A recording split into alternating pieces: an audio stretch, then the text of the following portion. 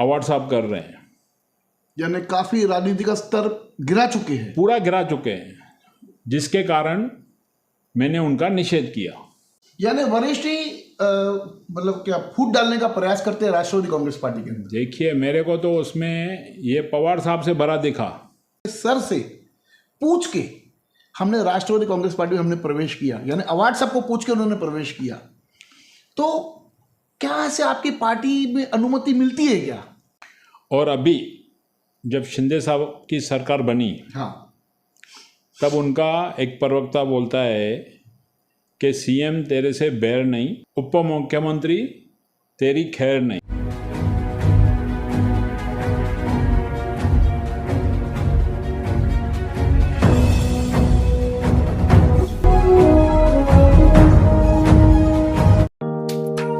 Neeraj Vinod Burani's Spacecraft Interiors. Your space, our craft. Experienced and professional team. No hidden charges. Luxurious designs. Follow us on Instagram. Spacecraft Interiors. Your space, our craft. आपकी property है आपकी शक्ति। आपके सपनों को पूरा कीजिए loan against property के साथ। चाहे हो आपका बिजनेस एक्सपांशन प्लान या फिर पर्सनल ड्रीम्स और future plans, we have got you covered with our loan against property.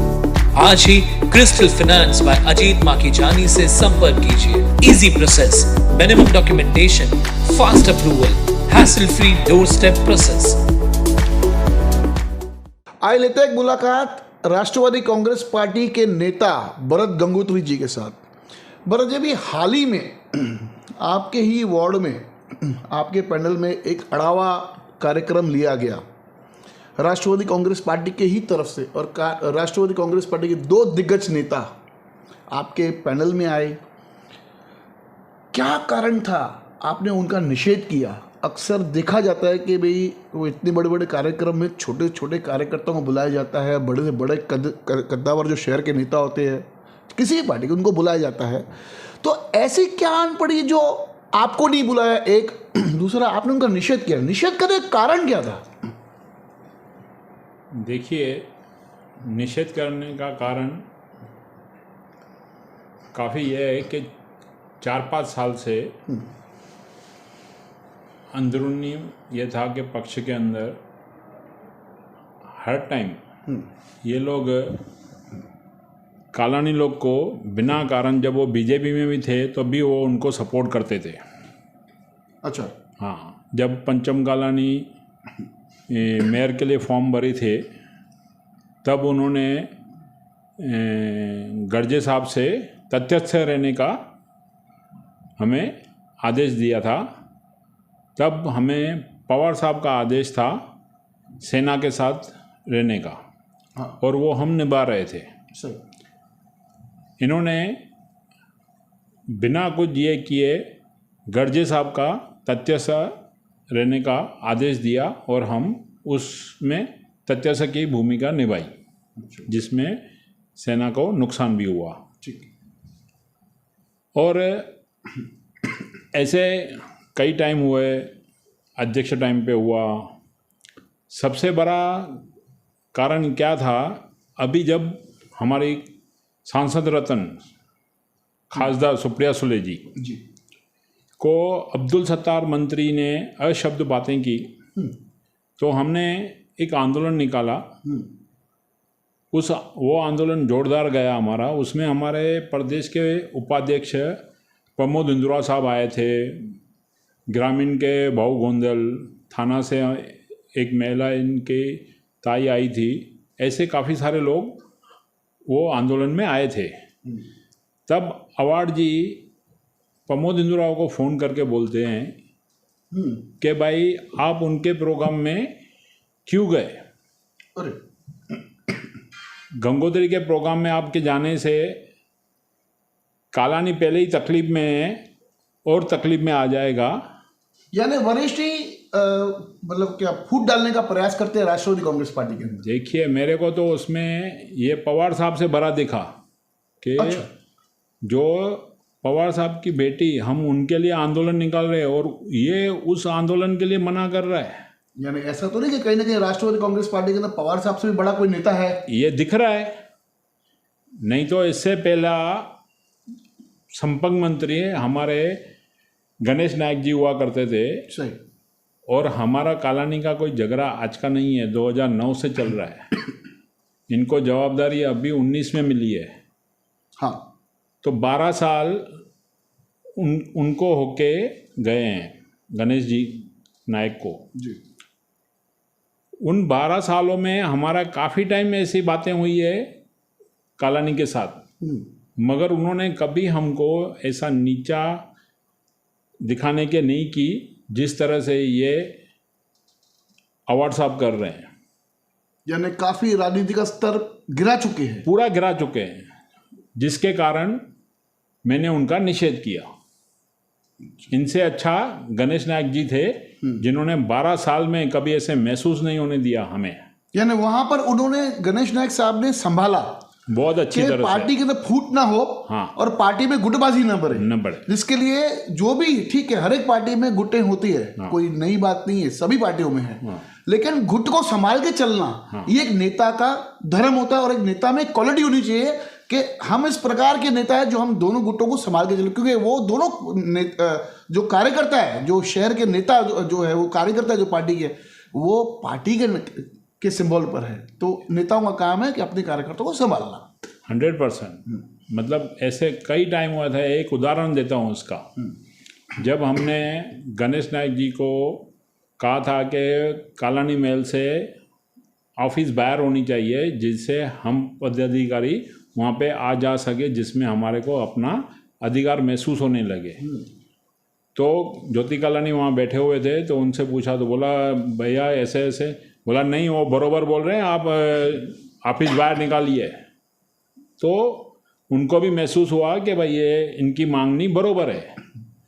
तो उसमें और दोनों बाजू रह गई। ऐसे इंसान थे गणेश नायक जी। क्या ऐसी बात हुई, क्या ऐसी घटना घटी जो कालानीस के साथ में गंगोत्री का मानो एक ऐसे दिख रहा है कि जानी दुश्मनी स्टाइल, क्या ऐसे आपस में हो गया जो आज कालानी के प्रवक्ता, मतलब जो राष्ट्रवादी कांग्रेस पार्टी के जो कालानी गढ़ के जो प्रवक्ता है, वो भी आपके खिलाफ बात कर रहे हैं। यानी वो बात तो अपनी पार्टी के नेता के लिए कर रहे हैं ना। आज आपके पास भी प्रदेश की जवाबदारी है। तो क्या ऐसे हो गया कालानी और गंगोत्री के बीच में जो इस प्रकार की जो परिस्थिति है वो निर्माण हुई? देखिए, जो कालानी के प्रवक्ता हैं वो पक्ष के नहीं हैं, वो उनके चापलूसी और उनके यहाँ गुलाम करने वाले लोग हैं। हाँ। पक्ष के होते तो इस तरह के वाक्य कभी बात नहीं करते। सही। रही बात कालानी के और हमारी, तो मेरी उनसे कोई जाति दुश्मनी नहीं है। न उन्होंने मेरे घर का कोई मारा है, न मैंने उनके घर का कोई मारा है। सही। ये 2009 की बात है, जब विधानसभा इलेक्शन आए हुए थे, तब ज्योति कालानी को विधानसभा 141 की उम्मीदवारी दी गई थी। एबी फॉर्म उनको दिया गया था। उनको उम्मीद थी कि फॉर्म ब्लैंक मिलेगा, जिसमें बाद में पप्पू कालानी नाम भर के फिल करेंगे, मगर ऐसा हुआ नहीं। वहाँ से नाम लिख के आ गया। तो ज्योति कालानी ने वो फॉर्म, एबी फॉर्म, कचरे के डब्बे में डाला और उम्मीदवारी रुकी नहीं। अच्छा। और सुरेश पप्पू कालानी ने वो टाइम पे, उस टाइम पर कोई भी राष्ट्रवादी कांग्रेस पार्टी की तरफ से विधानसभा में नहीं खड़ा था। नहीं, वो टाइम पे बातमी ऐसी थी कि कांग्रेस और एनसीपी की एक सीट चली गई। मैंने अनअपोज, यानी एक नहीं, अनअपोज था ही नहीं ना। अच्छा, कैंडिडेट ही नहीं था। कैंडिडेट ही नहीं था। तो इस तरह से वो बातमी चली और वो बातमी के ऊपर पक्ष इतना नाराज हुआ, जिसमें आबा थे, आर पाटिल, गुरुनाथ कुलकर्णी, अरुण गुजराती। बराबर। फिर उन्होंने मुझे बुलाया, तब मैंने भी विधानसभा की उम्मीदवारी मांगी थी। तो मुझे बुलाने के बाद उन्होंने बोला आपने इंडिपेंडेंट फॉर्म भरा है क्या? तो मैंने बोला नहीं भरा है। बोला भरा होता तो हम आपको पार्टी में देते, सपोर्ट करते। हाँ, मगर अभी और किसी ने भरा है तो आप जरा उनसे बात करो और हम उनको राष्ट्रवादी की पार्टी में देंगे। तब इधर बलराम साई ने भरा था, तो बलराम साई से हमने बात की, जिसमें मेरे साथ अनिल विद्यार्थी, मोहन खंडारे, हम गए थे। तब उन्होंने हमें गणित बता के बोला कि मैं उस टाइम पे पप्पू कलानी जी नगारे पे खड़े थे। हाँ, नगारा पे कर दिया, वो जो नगारा फट गया था, यानी हार हुई थी उनकी। हाँ, तो वो हार के कारण आज तक वो मेरे से दुश्मनी निभा रहे हैं और मेरे को उस हार का दोषी पकड़ के चल रहे हैं। नहीं, उसमें तो मतलब कुछ राष्ट्रवादी के कांग्रेस पार्टी के जो नगर सेवक उन्होंने भी तो काम तो किया।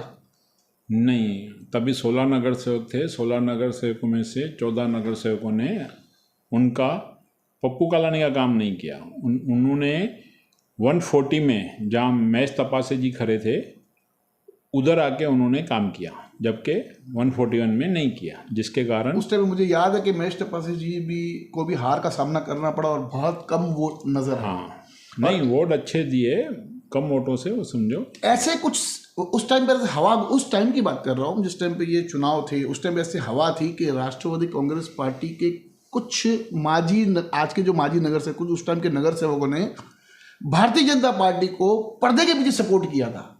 ऐसे हवा थी, ऐसे लोगों का कहना था, चाणक्य को लोगों का कहना था। इस विषय में आपका क्या कहना है? वो टाइम पे जितना भी इलेक्शन पीरियड टाइम पीरियड था, वो लोगों ने 141 में गए भी नहीं।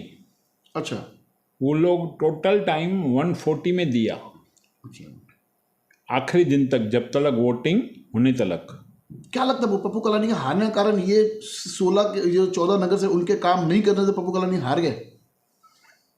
वो भी है, और दूसरा आज उनकी नेगेटिविटी इतनी बढ़ गई है, उनके कार्य नहीं किए, और शहर की परिस्थिति आप देख रहे हो कि किस तरह से वर्स्ट होती जा रही है। लोग यहाँ से पलायन कर रहे हैं, कोई ऐसा है नहीं कि उनको रोक सके कि भाई इधर से उधर मत जाओ। आज अंबरनाथ देखो चले गए, उनसे पूछो तो बोलते हैं कि अंबरनाथ इतना अच्छा बन गया है कि हमको मजबूरी में उल्लासनगर छोड़ के उधर जाना पड़ रहा है, नहीं तो जबकि सुविधा हमारे को यहाँ सबसे ज़्यादा है। सही है।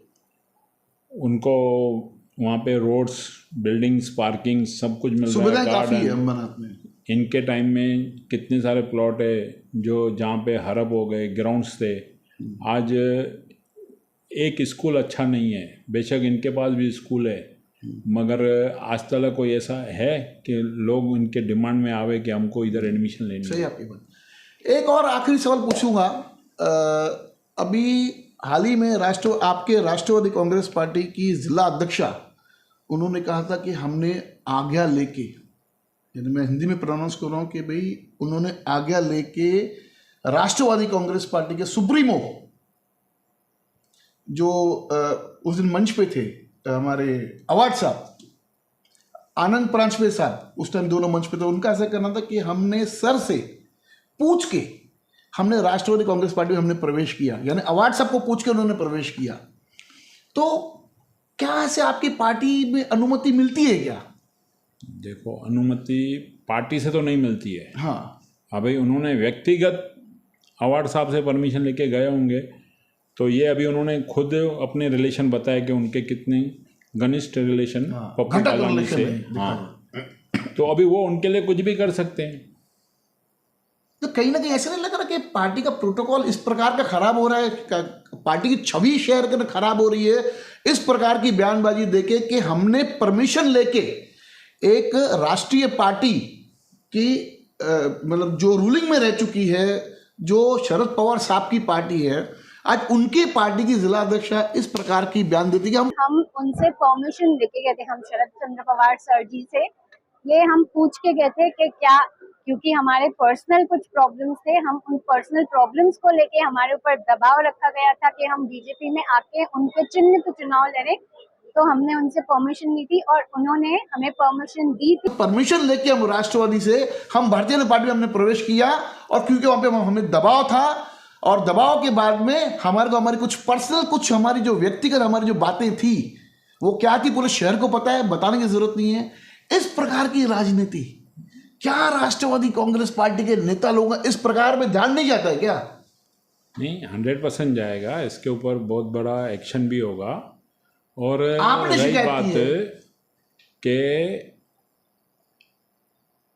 जो ये दबाव बोल रहे हैं ना, ऐसा कुछ भी नहीं था उनके ऊपर। इनको खुद की ही सत्ता में जाने का एक मन। और बीजेपी की जो लहर थी, थोड़ा भरत जी जोर से बोलिए। बीजेपी की जो उस टाइम पे लहर थी 2017-16 में, के सब जन बीजेपी के अंदर जाना या उनको वो मौका ढूंढ रहे थे, ऐसा ही वो मौका ढूंढ रहे थे। और उनकी प्लानिंग इतनी खतरनाक थी। आप सोचो, एबी फॉर्म भरने के कुछ दिन पहले, कुछ दिन पहले वो राष्ट्रवादी से सब छोड़ के बीजेपी में मर्ज होते हैं। जैसे बाद में इनके सामने भी कोई कॉम्पिटिटर नहीं आवे और पक्ष को भी कोई उम्मीदवार नहीं मिले। मतलब इतना छोटा टाइम रखा था। हाँ। जो राष्ट्रवादी कांग्रेस पार्टी का कोई भी नेता के ऊपर वाला प्रदेश वाला बैठे तो उनको मौका ही नहीं मिले इस सब चीजों को, सिचुएशन को संभालने का। और वहां से हमें सीटें ज्यादा मिले और वो सीटों का हवाला देते हुए भारतीय जनता पार्टी का हम क्लेम करें महापौर का, जहां पर वो कहीं ना कहीं सिद्ध भी उनकी ये जो उनकी जो प्लानिंग थी वो सक्सेस भी हुई। और अगर बीजेपी ने उनको दबाव में लिया होता था तो ये वहाँ पे क्या महापौर मांग सकते? नहीं। विधानसभा मांग सकते? नहीं। चुप करा देती थी। सही है। ऐसी बात हुई नहीं। और अभी जब शिंदे साहब की सरकार बनी, हाँ, तब उनका एक प्रवक्ता बोलता है कि ओमी कलानी जी की जो संकल्पना है भाजपा मुक्त उल्लासनगर करेंगे, कि आदरणीय मुख्यमंत्री साहब आपसे कोई वैर नहीं और उप मुख्यमंत्री की कोई खैर नहीं, कि सीएम तेरे से बैर नहीं, उप मुख्यमंत्री तेरी खैर नहीं। ये मेरे चैनल पे ही कहा था कमलेश निकम ने। तो मतलब कोई दबाव नहीं है और उनको ऐसा डर भी नहीं है। अगर डर होता हाँ। तो इस प्रकार की स्टेटमेंट नहीं निकाल पाते। तो ये खाली राष्ट्रवादी कांग्रेस पक्ष को भी इन्होंने गुमराह किया कि हमारे साथ ऐसा हो रहा है, हमारे ऊपर दबाव है, हमको ये सब चीज़ें झेलने के लिए हमको परमिशन दो, यहाँ ये जैसे तरह बता रहे, ऐसा कुछ नहीं था। ये सिर्फ अपने फायदे के लिए बीजेपी में मर्ज हुए अपना और निजी स्वार्थ सिद्ध करने के निजी लिए स्वार्थ उन्होंने के लिए भारतीय जनता पार्टी में प्रवेश करके और उन्होंने चुनाव लड़ा। धन्यवाद भरत जी, बहुत अच्छा आज भरत जी ने अपनी सफाई में रखा। जो भी हमने सवाल पूछे उस सवालों पे अच्छे उन्होंने उत्तर दिए। जल्दी हम राष्ट्रवादी कांग्रेस पार्टी के कालानी घट के जो नेता लोग हैं हम उनसे भी सवाल पूछेंगे और जल्दी राष्ट्रवादी कांग्रेस पार्टी के और भी अलग अलग नेताओं से हम पूछेंगे। एक और मुहिम फिर से शुरू करने जा रही है। जितने भी शहर के अंदर मटके के धंधे हैं, हमें आज एक शिकायत आई है 2 नंबर ओटी में फक्कर मंडली कुछ परिसर एरिया है, वहाँ पर एक मटके का धंधा जोरों शोरों से शुरू है। वहाँ के परिसर के लोगों ने काफ़ी शिकायतें की है लेकिन कोई शिकायत की सुनवाई नहीं है। जल्दी हम उस जुए के अड्डे पर जाएंगे और वहाँ पे जाके हम आपको बताएंगे कि किस प्रकार के वहाँ पे जुआ चल रहे हैं, क्योंकि जुआ के कारण बढ़ रहा है शहर का क्राइम। धन्यवाद, देखते रहिए फिर से न्यूज़ चैनल।